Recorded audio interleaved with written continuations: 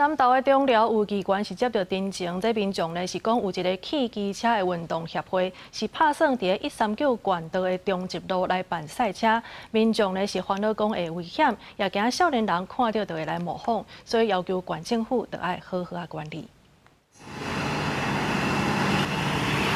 弯弯弯弯的山路是骑车赛车的人介意行的道路。台湾汽机车运动协会最近有去中寮找当地分局代表会船长这单位，讲想要伫中寮往一个中直路办赛车比赛，有议员伫机会一瞬的时光，接到民众陈情，烦恼伫山路赛车会危险，要求县府爱谨慎评估。不过，有民众认为纠治一了后，中寮渐渐衰退，台湾活动会当带动地方发展。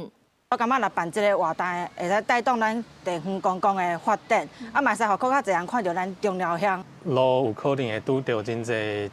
做事的人、老大人，安尼较无方便。环乡道路开始拢有人咧飙车的现象，以后如果咱若开放这个竞速赛，以后咱的飙车的现象，咱警方要安怎去取缔？ 南投县政府表示，目前也未接到协会来申请要伫遮赛车，若收到申请会全面性来考虑。伊的申请，伊要提出伊的计划书，针对咱的人员的安全，甲咱遮参加比赛遮车辆，遮安全，遮所有的计划拢爱审慎的评估。因咧农民若要进出，伊甲咱的工作人员讲，咱就当中咱就会停起来，因为咱嘛是一台放车的，咱计时嘛，咱毋是遮侪台落去竞速的。